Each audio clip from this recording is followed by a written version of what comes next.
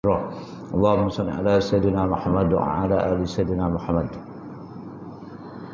Yang saya hormati lagi kasih Tuan Imam dan juga sidang jemaah sekalian, insya-Allah pada pagi ini saya cuba berkongsi satu tajuk yang saya pernah dengar disyarahkan lama dahulu, kira-kira 40 tahun yang lalu. Mudah-mudahan saya dapat sampaikan, mungkin tak 100%, dapat 50% pun alhamdulillah. Pak Lena, buat lama dah. Tahun 81 saya ingat.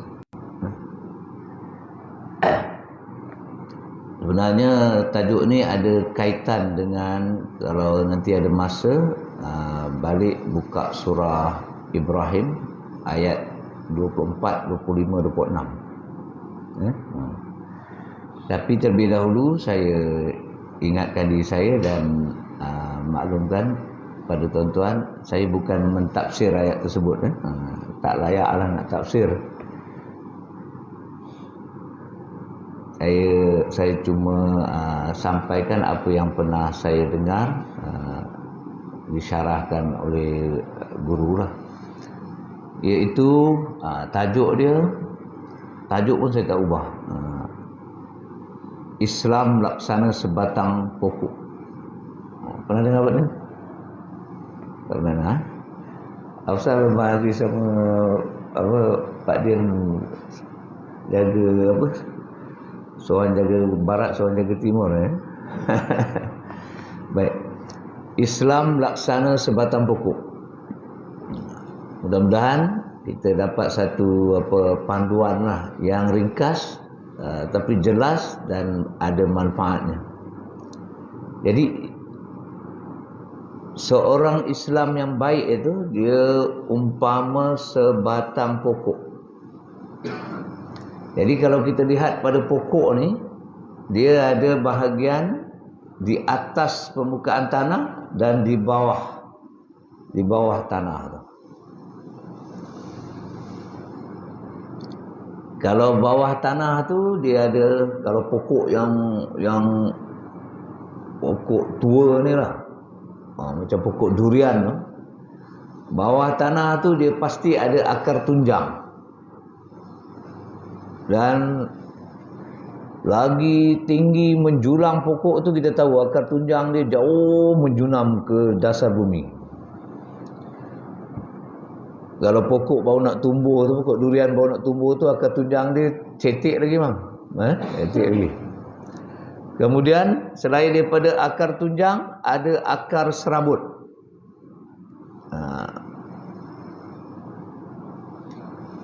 Dan akar ni, yang akar serabut ni, dia akan pergi sejauh mana?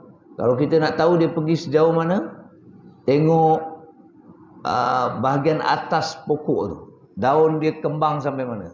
Dekat ujung daun yang paling akhir itulah setentang dengan ujung akar serabut.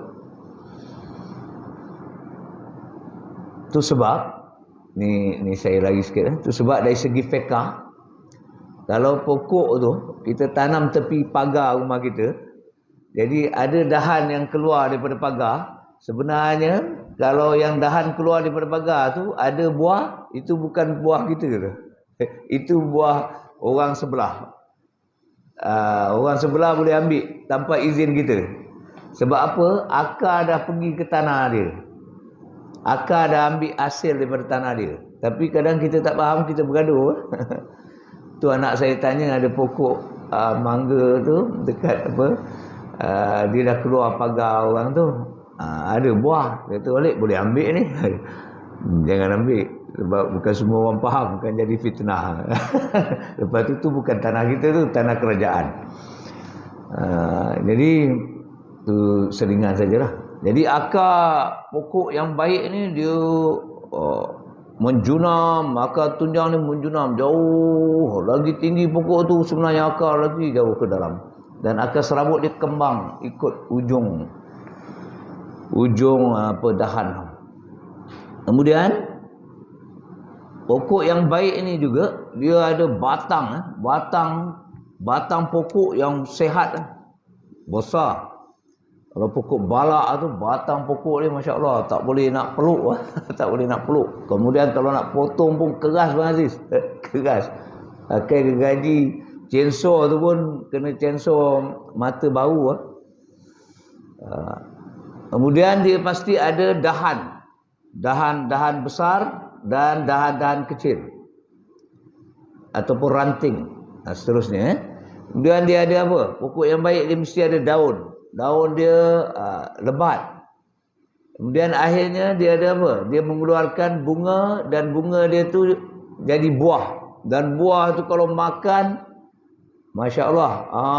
Kalau buah pau, harum manis lah. Harum manis. Kalau buah durian apa? Musangking lah. Tapi orang Melaka ada durian lain, bukan musangking. Saya lupa nama. Besar, sedap juga isi dia. Dan yang cantiknya, buah ni bila musim buah tak gagal nak mengeluarkan buah dia. Tak adalah ada setengah orang tanam pokok mangga dah berpuluh tahun baru sekali dia buah. Sekali buah. Yang cantiknya bila musim sampai ada keluar buah. Tapi sekarang dah tak ada musim, Dah tak ada musim. Baik, itu ringkasnya. Jadi kita cuba lihat penerangan dia yang disampaikan dan yang saya masih ingatlah. Jadi seorang Islam yang baik ni, dia umpama pohon yang sehat, subur tadi. Kita kata apa? Pohon yang sehat, subur tadi dia pasti ada akar tunjang dan akar serabut yang baik. Jadi seorang Islam yang baik ini dia pasti terbangun rukun iman dia dengan baik. Jadi yang bahagian bawah tanah tu adalah umpama rukun iman kita. Jadi yang dikatakan akar tunjang yang menjunam jauh tu, itu semua rukun iman yang 6 tu.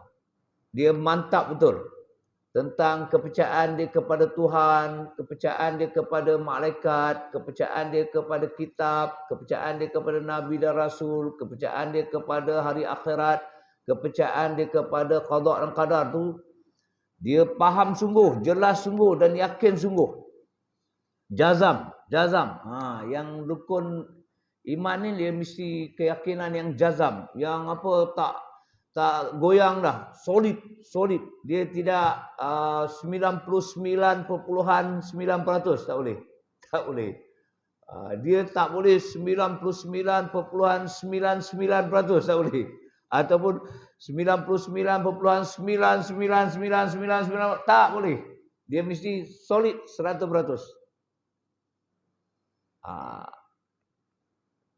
Tak boleh goyang. Dalam keadaan senang tak bergoyang, dalam keadaan susah pun tak bergoyang.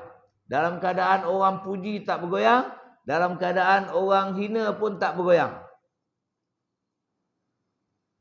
Masa muda tak bergoyang, masa tua tak bergoyang, masa tua bangka pun tak bergoyang. Nah, kita ni kalau panjang umur, katalah tua bangka. Nah, tua bangka tu umur berapa?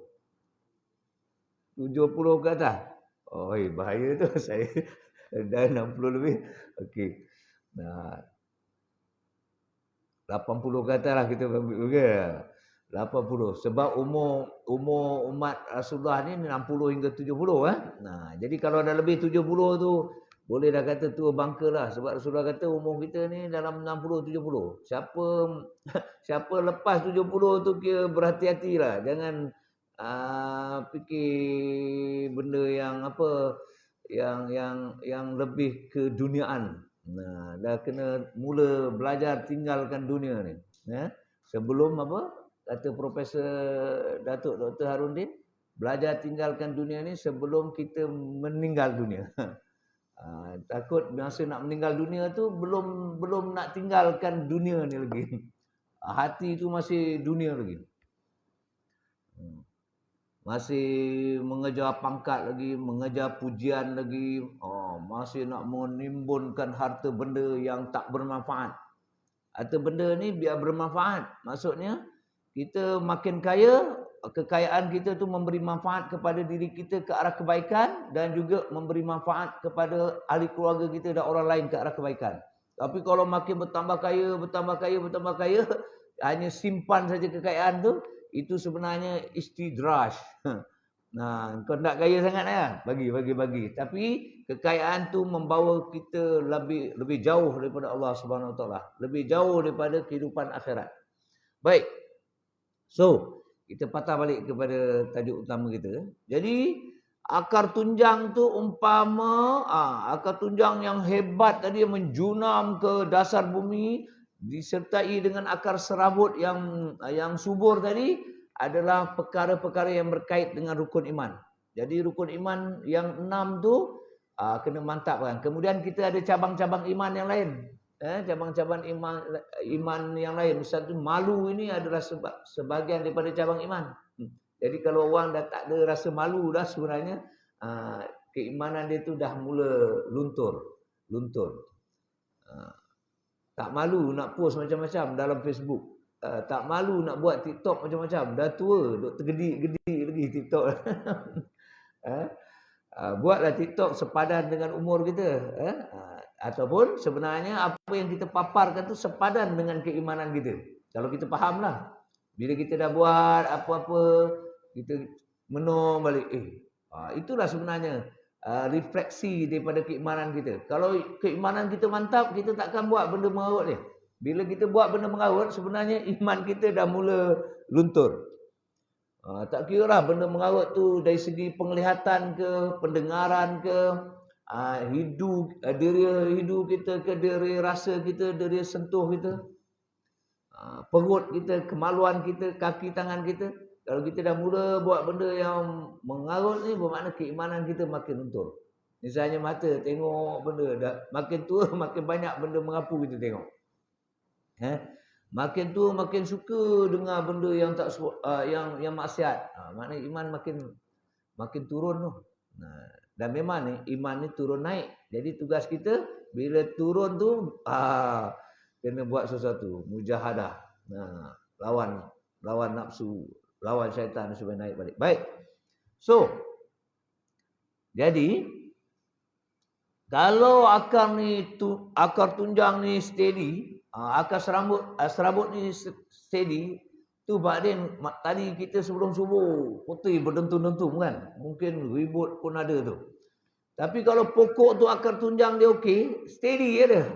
Gegar pun gigit. Gegar pokok balak tu gegar sikit dia.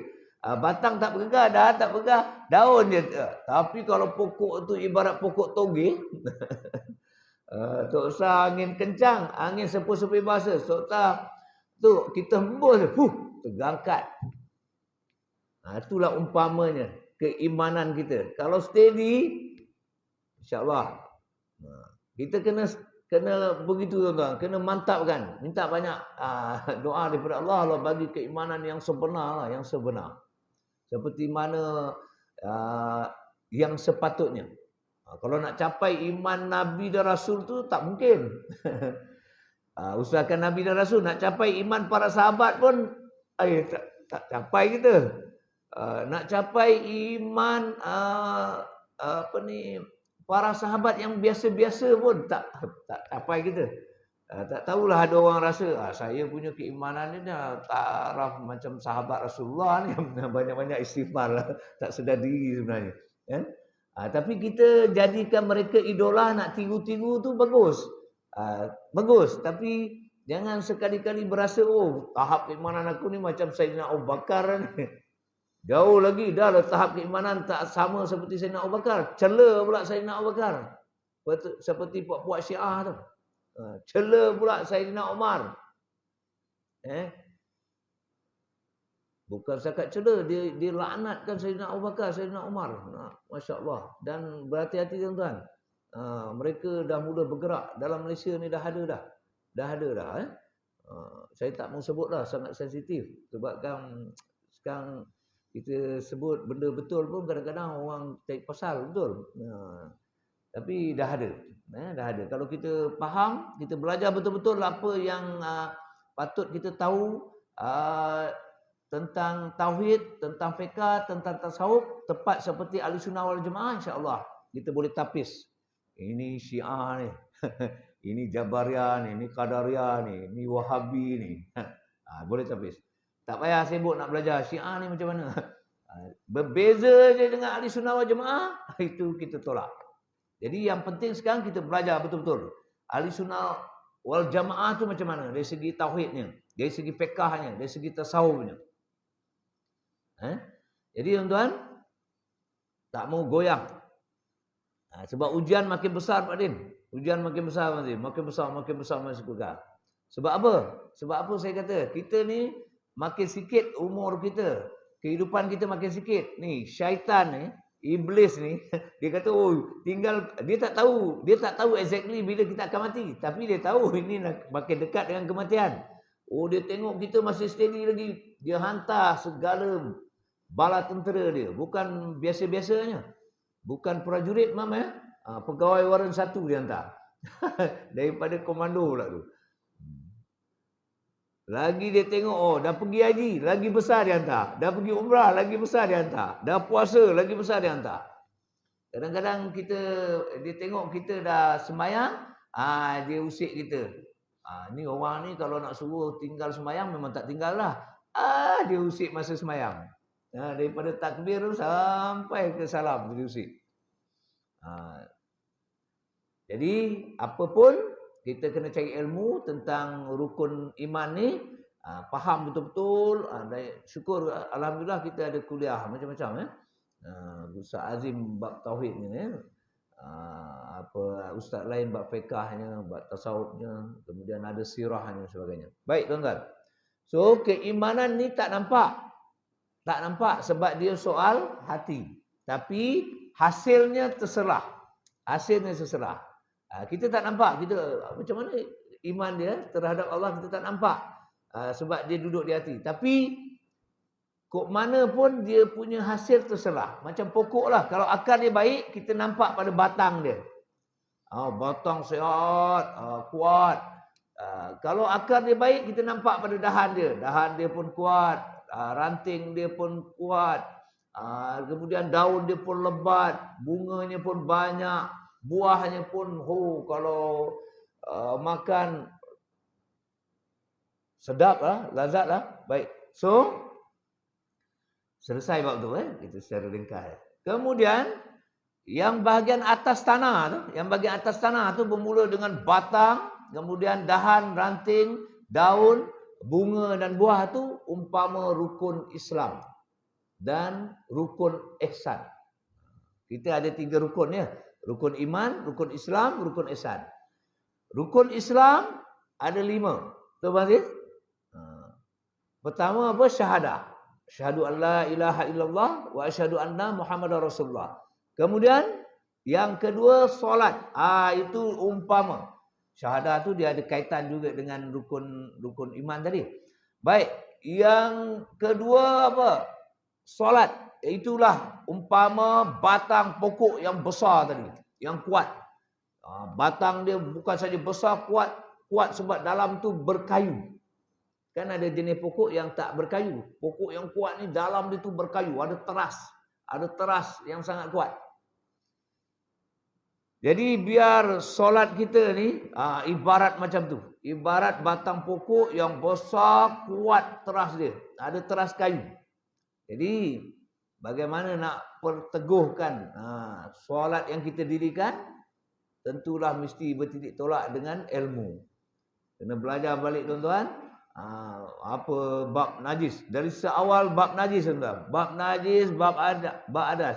Jangan bila kata nak memperkemaskan solat kita belajar rukun qauli, rukun qalbi, rukun fi'li saja. Tu dia mula daripada bab najis tu. Sebab kalau bersuci daripada najis tak betul, habis. Baca Quran sedap dalam solat. Tajwid semua mantap. Tapi rupanya bersuci tak betul. Macam orang lelaki sunat dia, sunnah dia bila buang air kena berdehem. Buat je, dia akan keluar. Takut kita ingat dah keluar habis air kencing tu rupa ada. Habis. Angkat wuduk. Tapi rupa ada najis lagi. Begitu juga nak tahu macam mana nak bersuci daripada hadas. Ni hadas besar. Hadas kecil tu senang. Betul, angkat wuduk selesai. Tapi hadas besar ni mandi. Mandi wajib. Selalu diingatkan. Mencangkung. Jangan sambil berdiri mandi. Kalau sambil berdiri mandi, besar kemungkinan tak sah. Sebab dubur kita yang keluar masuk masa kita buang najis tu, itu dikira anggota luar. Tuan-tuan cuba amati lepas ni. Masa buang air besar tu sebenarnya ada dubur kita. Kalau dalam bahasa biologi dia panggil anus. Dia keluar. Lepas tu bila najis sudah dah putus, dia masuk. Kita teran, dia keluar. Itu najis dah putus, dia masuk. Yang keluar tu sikit tu, lebih kurang macam ni. Itu adalah anggota luar. Jadi kalau kita berdiri, dia tak dapat dibasuhkan dengan air.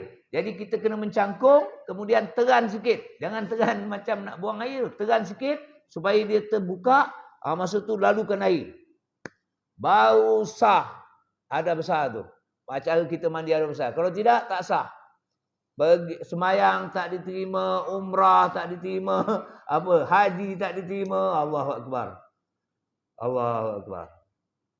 Sebab semayang kena suci daripada najis dan hadas. Hadas kecil dan hadas besar. Umrah pun kena suci daripada najis, hadas kecil dan hadas besar. Haji pun macam tu sebab ni tawaf tu. Tawaf tu wajib berwuduk. Tak ada hadas besar. Jadi kalau kita kata kita nak kemaskan solat kita daripada suci daripada hadas kecil dan hadas besar tu. Tapi yang paling kritikal sekali itulah ramai orang terlepas pandang mandi hadas besar tu sambil berdiri. Orang perempuan lagi kritikal. Kalau dia tak mencangkung, confirm tak sah. Sebab minta maaf saya sebut dia pada bahagian kemaluan dia tu berlipat-lipat. Jadi tu kena lalu air. Yang bahagian luar tu. Jadi kalau dia berdiri macam mana nak lalu air? Jadi siapa yang ada isteri anak perempuan kena cek. Sebab dah ada kes tak mau sebut kat mana. Dah bertahun dah kahwin. Dah ada anak dah 2-3. Bila dia belajar dia dengar ustaz cakap, dia kata ya ke macam tu. Dia tanya ustaz kata ya. Tak apalah. Mandi balik. Itu yang dah lepas-lepas tu kau banyak bertaubat, banyak minta ampun daripada Allah. Allah Maha Pengasih, Maha Penyayang. Jangan pening kepala. Jangan pening kepala nanti jadi depres pula. Allah sangat gembira, sangat suka bila hamba-Nya bertaubat. Baik. So sembahyang kita ni kita kena kemaskan tuan. Dari segi rukun fi'li, rukun qauli, rukun qalbi. Rukun qauli ni tak banyak, apa dia? Allahu Akbar. Pasti betul. Allahu Akbar. Lepas tu bacaan Fatihah, betul kan? Lepas tu apa lagi? Kita punya tahiyat akhir, betul kan bacaan? Lepas tu selawat, lepas tu salam. Salam yang pertama tu wajib. Betul-betul bagi. Kalau assalamualaikum tak sah. Sebab huruf sin tu ada syaddah. Assalamualaikum. Tu je 5. Lepas tu betulkanlah bacaan surah-surah. Kemudian rukun fi'li. Rukun fi'li ni pastikan berdiri tegak atau kalau mampu berdiri tegaklah. Kemudian berhati-hati tuan-tuan. Biar imam sempurna dia punya takbir. Allahu Akbar. Baru kita takbir. Kadang kita perhati kat masjid tu. Imam Allah.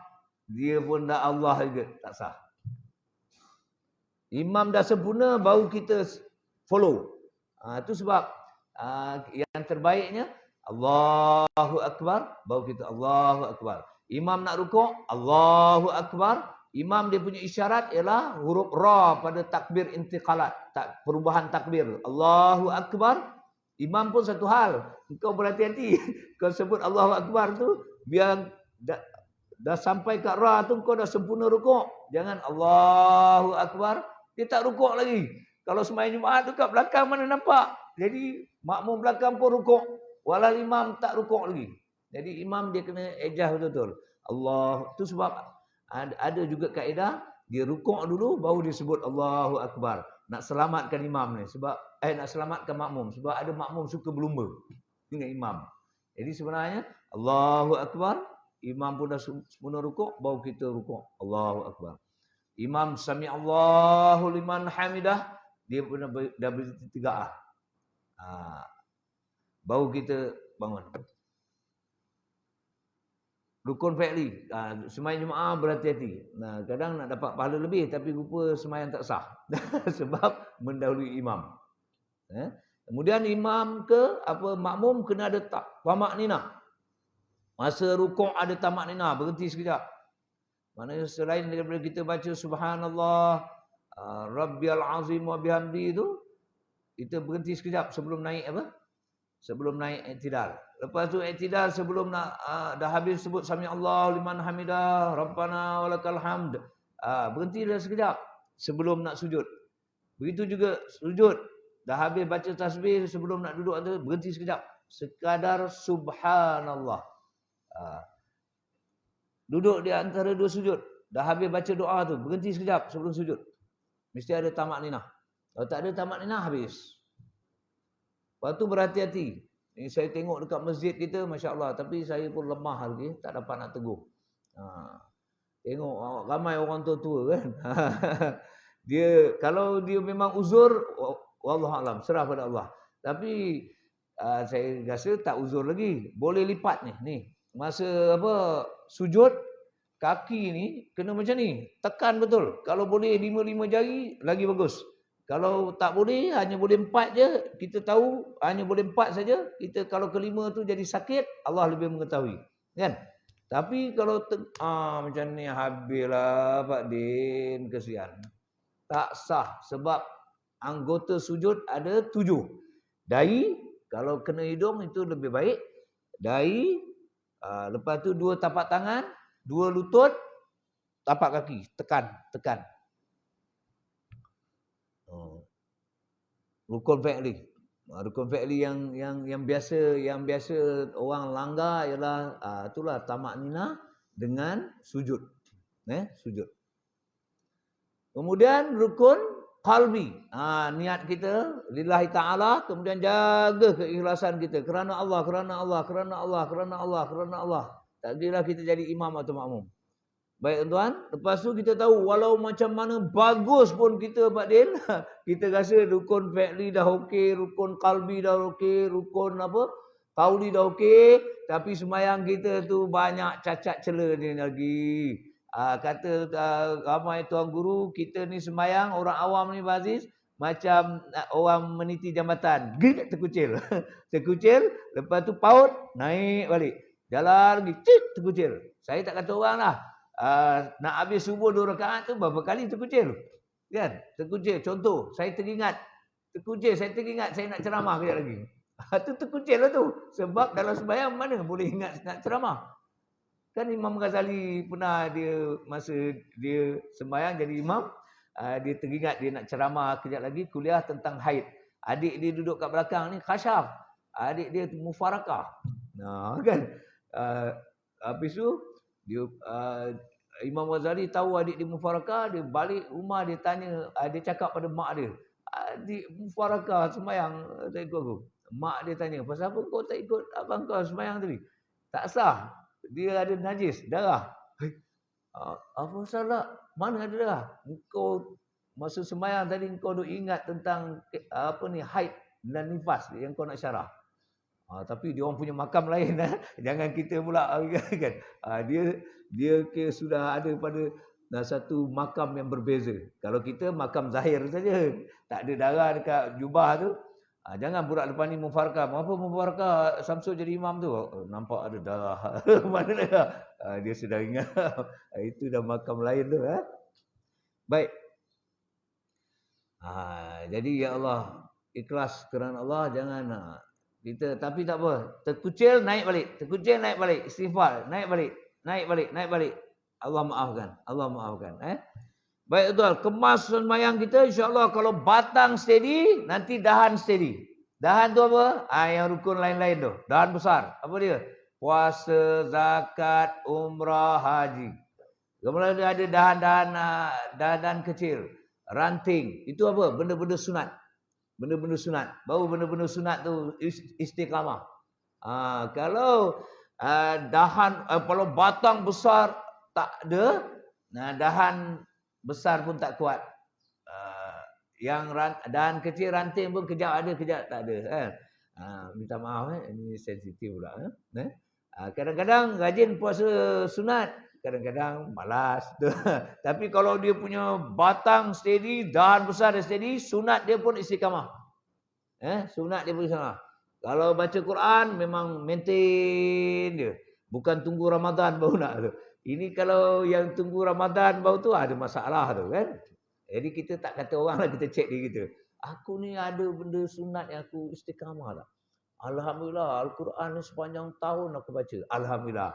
Okey, puasa sunat ni pantang Isnin Khamis, putih 13, 14, 15 aku puasa. Datang 10 Muharram aku puasa. Alhamdulillah. Istiqamah. Ataupun paling tidak, Mam, siapa nak dapat sunnah pakai cincin? Pakai cincin tu. Maksud saya, cuba pasang niat. Siapa yang ada janggut, niat betul-betul. Ya Allah, aku pakai ya. Aku simpan janggut ni, nak ikut sunnah Nabi. Aku mati dalam keadaan aku ada satu amalan sunnah. Niat aku istiqamah, iaitu aku simpan janggut. Allahu Akbar. Niat baik, niat baik. Niat baik. Niat sampai mati. Maknanya pakai cincin nak ikut sunnah Rasulullah. Sampai mati aku nak jaga sunnah ni. Mudah-mudahan paling tidak pun masa kita mati itu adalah sunnah yang masih lagi melekat kat tubuh badan kita. Ini masa minta maaf, masa hidup tak boleh sebut dia. Masa hidup tak pakai serban, masa mati sibuk nak pakai serban. Kadang saya saja nak ngusik tapi orang tengah mengurus jenazah tu sensitif pula, kan? Alah, masa hidup tak pernah dia pakai serban ni, kau sibuk nak pakai serban. Tak ada makna apa pun serban tu. Serban tu tak penting, yang penting apa? Kain kapan tu. Betul pasti kan? Masa hidup tak pernah pakai celak, masa mati sibuk gitu nak pakaikan dia celak. Tapi kalau cakap masa tu marah orang tu apa dia dah? Marah. Tapi ni cakap nak memperingatkan diri kita lah. Mudah-mudahan kalau saya naklah masa saya mati saya dipakaikan serban. Pak Din, kalau saya mati esok Pak Din hidup lagi dari orang tengah kapan, apa saya tak pakaikan dia serban? Sebab masa hidup saya nak istiqamah serban, jadi saya nak bawa sampai mati. Kan? Mati esok imam kalau saya mati dulu, imam mati kemudian, imam mandikan saya lah. Tolong pakaikan serban. Kalau ada kain serban saya ni, saya nak cari ada satu serban putih nanti simpan untuk mati. Baik. So, dia jadi orang batang yang sihat dia akan ada dahanan sihat. Jadi rukun iman, rukun Islam yang lain tu pun dia istiqamah. Dan daun ni apa dia, Pak Din? Daun tu benda-benda harus. Jadi dalam hidup ni kita banyak benda harus sebenarnya. Makan tu wajib ke sunat atau harus? Harus saja. Sarapan pagi tu Bang Aziz, harus je. Nak makan. Tapi kadang-kadang dia bertukar menjadi sunat, kadang-kadang dia bertukar menjadi wajib, kadang-kadang dia bertukar menjadi makruh, kadang-kadang dia bertukar menjadi haram. Tengok keadaan. Tapi hukum asal dia harus. Kahwin tu hukum asal dia apa? Harus je. Kalau kahwin tu wajib, yang tak bertemu jodoh ni berdosa lah. Kahwin tu harus saja hukum asal dia. Tapi kadang-kadang dia bertukar menjadi sunat. Tengok keadaan. Kadang-kadang dia jadi wajib, kadang-kadang dia jadi makruh, kadang-kadang dia jadi haram. Yang dah tua-tua tak larat tu silap-silap haram kahwin. Kan? Silap-silap. Dah tua tak larat.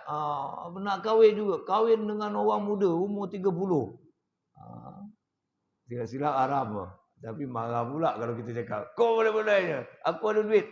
Kahwin ni bukan kira ada duit je. Dia ada benda-benda lain. Betul? Dia ada benda lain. Kahwin Pak Din umur kata, buat contoh boleh Pak Din. Ni isi dengar ni, tapi yang takut kak. Ini contoh ya. Kata Pak Din umur 60, Pak Din kahwin. Kahwin Bila Ba'din kahwin baru tu, fardu ain dia tu kena selesai juga. Kan? Walaupun dia dah umur 50, fardu ain dia kena cek. Isi kita punya fardu ain kena cek. Kau ni geti tak bersuci daripada najis ada. Kau ni sembahyang macam mana? Cek. Kau baca Quran macam mana? Allahu Akbar. Jadi kita nak kena pasti betul-betul semua bab fardu ain dia lepas. Kalau tidak kita kena jawab. Bukan setakat kahwin ni pasal nak jadi teman hidup. Mengapa kahwin? Isteri saya dah meninggal, duduk seorang bosan. Kahwin lagi adalah teman hidup. Teman hidup tak berbaloi kalau dosa bertambah. Betul? Baik. Tapi siapa nak kahwin, kahwin lah. Kan? Benda ni sensitif. Betul? Tapi saya, kalau kawan-kawan saya tu, dia tanya saya kau agak-agak lah. Mungkin Allah bagi peluang kau, umur kau 67 ni isteri kau meninggal, kau ada kehidupan lagi, kau perbaiki diri kau lah, kan? Kau perbaiki diri kau. Kau agak-agak kahwin lagi ni, kau sempat nak baiki diri kau, kau sibuk. Dia tu. Ada kawan saya tak jadi kahwin, betul? Ada kawan saya kahwin juga, betul? Baik, benda-benda harus ni banyak, tapi tengok siapa belajar pertanian kat sini? Pokok ni kalau lebat, pokok ni kalau daun dia lebat, dia mabuk daun orang panggil, betul? Bila mabuk daun tu, barang satu dia tak keluar buah. Betul berarti Jadi kan orang tentu dulu, pokok ni dah mabuk daun ni, dia pun buang daun. Jadi benda-benda harus ni sekadar keperluan saja, jangan lebih-lebih. Jangan lebih. Makan, jangan lebih. Itu sebab Rasulullah kata, bila lapar makan, bila kenyang, sebelum kenyang berhenti. Benda harus ni janganlah lebih. Pakaian, fashion tu harus saja. Yang wajib tutup aurat. Jadi fashion ni jangan lebih-lebih. Jangan nak ikut trend semasa. Pening kepala. Fashion baju lain, fashion kasut lain, fashion rambut lain. Jadi benda-benda harus ni ikut keperluan saja. Jangan macam daun, kalau dah banyak dia mabuk daun kena buang. Kena buang. Jadi benda harus kalau lebih dia memudaratkan. Dan kemudian insya-Allah kalau dah ada batang yang besar sihat, dahan yang besar sihat, ranting yang juga sihat, daun yang sihat mencukupi, nanti sampai masa pokok yang baik itu dia akan mengeluarkan bunga. Dan kemudian bunga itu akan bertukar menjadi buah, dan buah itu bila dimakan memang sedap, lazat. Jadi umpamanya kepada kita ialah kalau rukun iman dah steady, rukun Islam dah steady, maka terbitlah rukun ihsan tadi, iaitu akhlak. Orang yang ada rukun ihsan ni dia akan ada akhlak. Sebab rukun ihsan ni perkara pokok dalam rukun ihsan ialah kita ikhlas kerana Allah. Kita beribadah, kita rasa dilihat oleh Allah. Memang pun Allah melihat kita.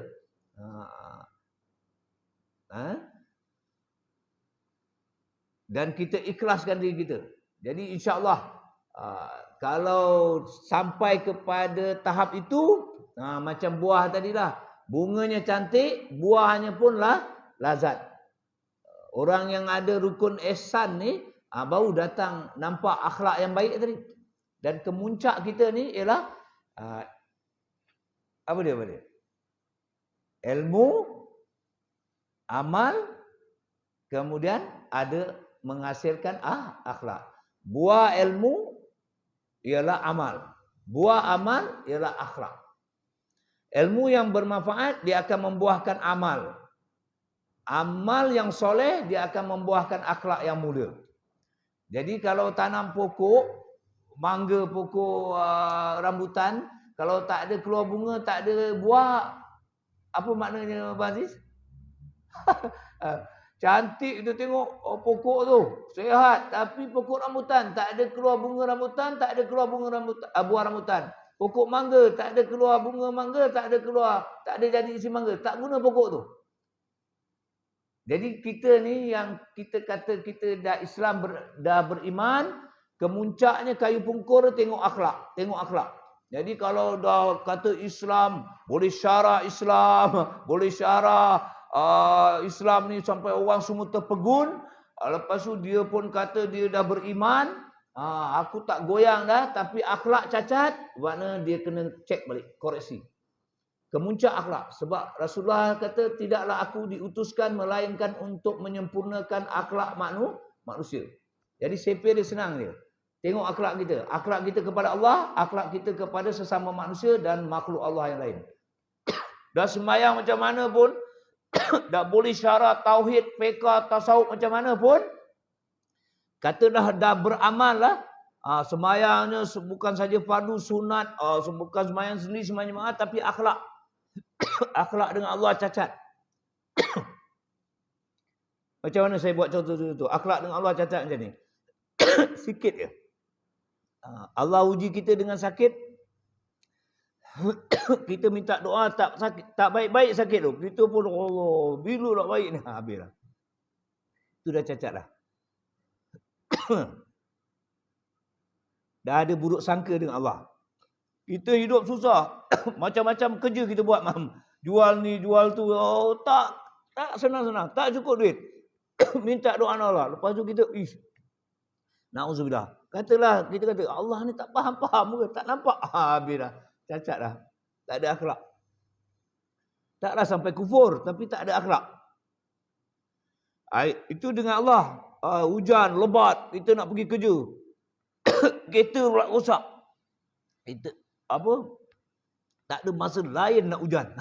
Tak ada masa lain nak hujan. Sedangkan yang datangkan hujan, turunkan hujan tu Allah.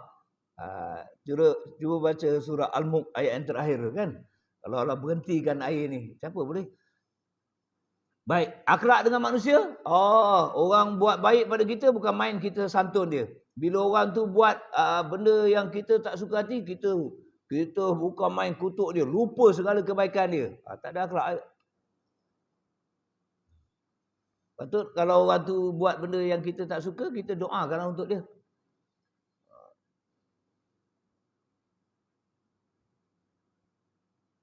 Kan?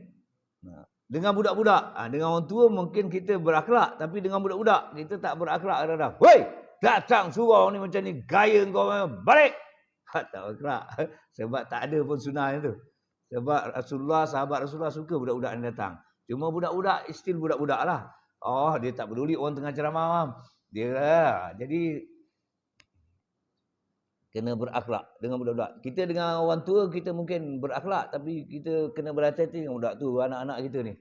Malam-malam dia lepak dekat kawasan rumah baru kan dengan motor.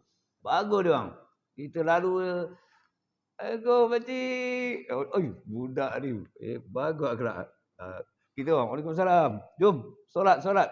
InsyaAllah kami datang. Tapi 2-3 orang je datang. Betul. Tapi tak apalah. Tapi baik budak-budak ni. Dia hormat kita. Cuma dia budak-budak. Jadi dia macam kita lah. Masa remaja nak berkumpul kan. Baik. So tuan-tuan, itulah perumpamaannya. Mudah-mudahan kita dapat cek. Kita punya akar biar baik. Kita punya bahagian atas pun biar baik. Akhirnya keluar bunga dan buah. Yang dapat kita nikmati. Akhlak. Mesti ada. Di hujungnya mesti ada. Mesti ada akhlak. Kalau tak ada akhlak, habis. Ampun maaf tuan-tuan, itu sekadarnya yang saya mampu. Alhamdulillah tak lebih daripada 1 jam. Lebih kurang 40 minit badan tertangguh sebenarnya banyak minggu mam minggu pertama tak edit, minggu kedua tak edit. Akhirnya jadi juga. Alhamdulillah. Kita wabarakatuh.